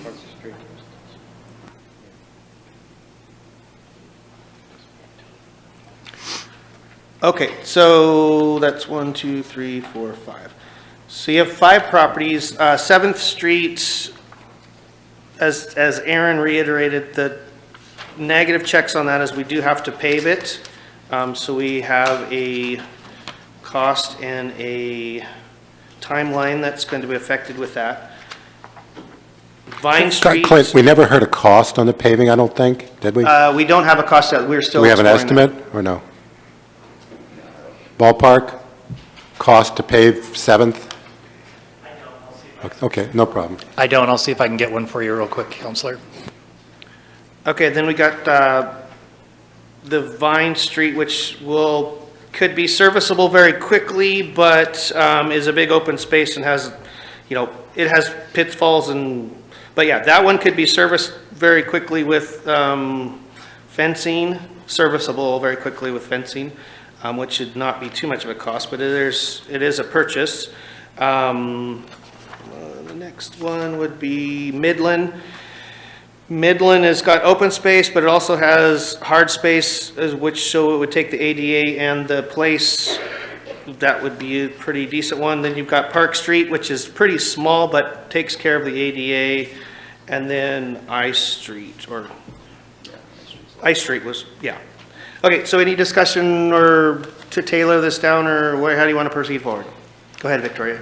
I would like to eliminate the Park Street because I remember we had a discussion about it before and Fire Chief was explaining the slope and just the location and that it might have some really big problems with that particular one.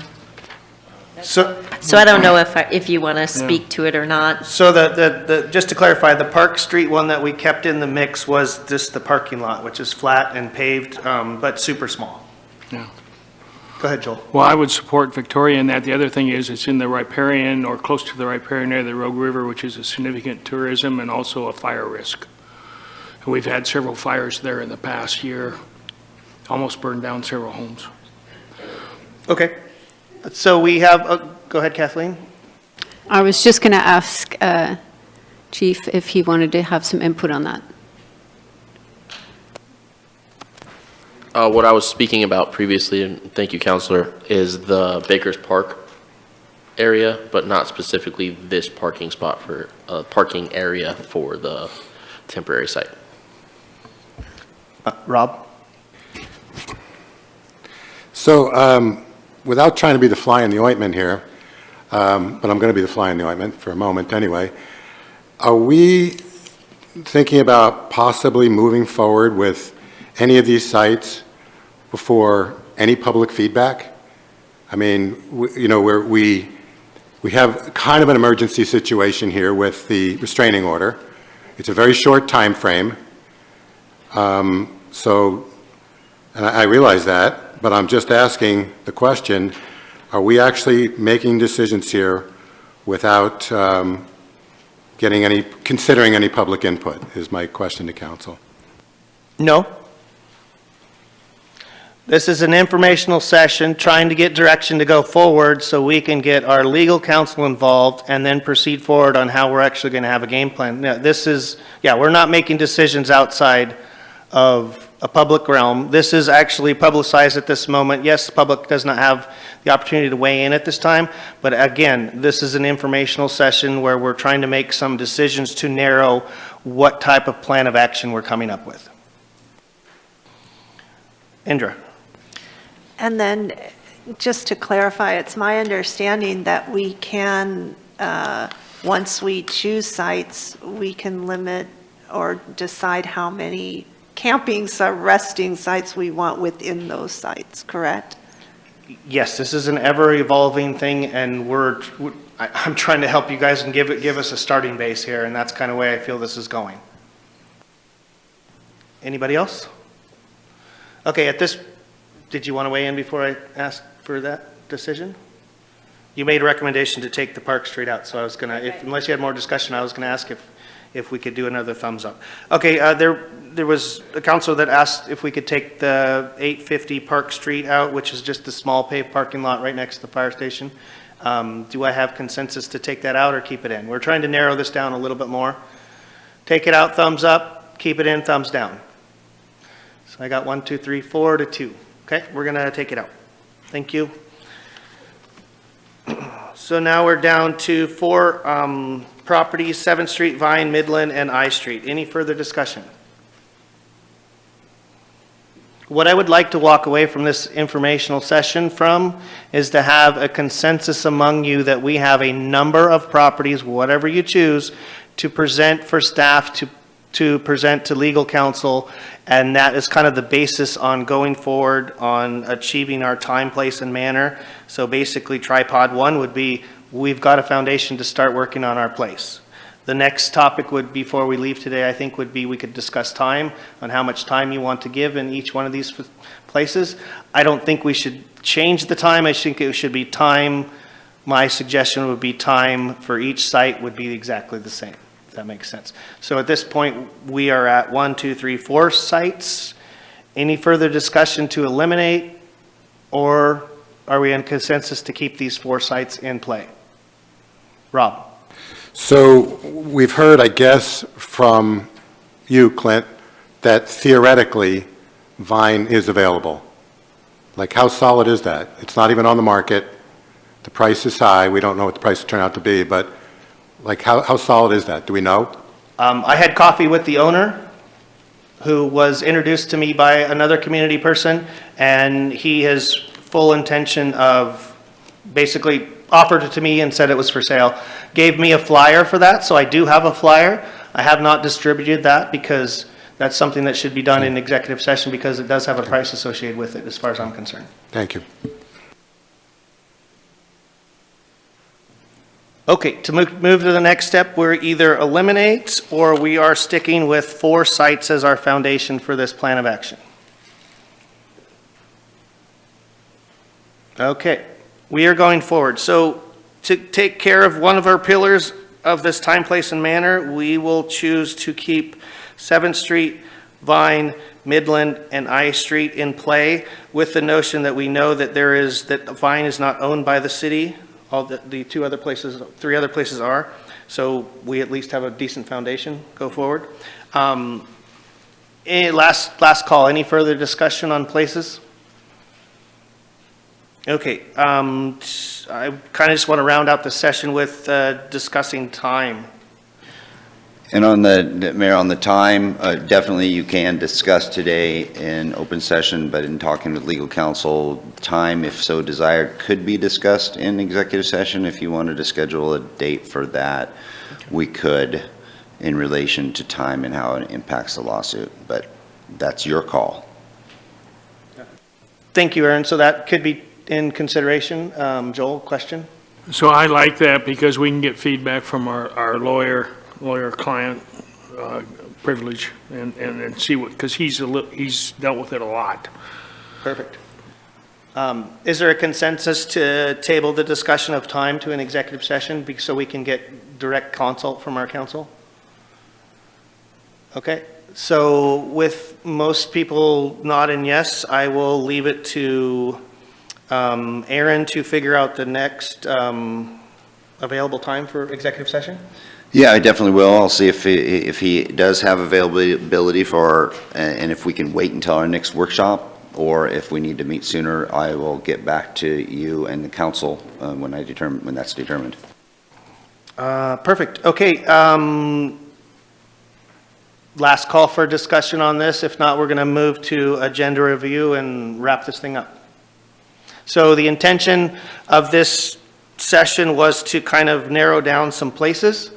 And I think you did that. Hopefully you guys feel confident that you've got a good arsenal there. We're going to give that to Aaron. He can put that in the arsenal. Aaron will then consult with council to figure out when the closest time we can get an executive session to discuss place and time with consult with our legal, and we'll go from there. Okay?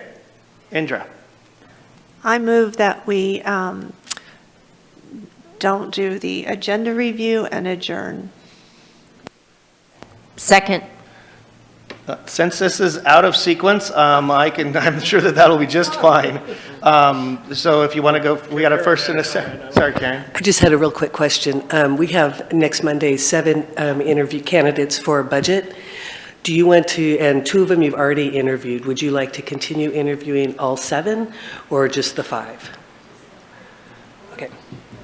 So the question from Karen is, within our next session, we have 7 applicants, 2 we've already heard from. Do you want to hear from all 7 or 5? All 7, thumbs up. All 5, thumbs up. Sounds like all 5. Thank you. So we did have a small motion on the table at the second to basically round out this and adjourn. Yeah, we got 3 or 4 seconds. Great. Victoria? Yes. Joel? Yes. Rick? Yes. Kathleen? Yes. Indra? Yes. Eric? Yes. Rob? Yes. Thank you. Adjourned. That direction greatly. Yeah. No, and I thank you guys for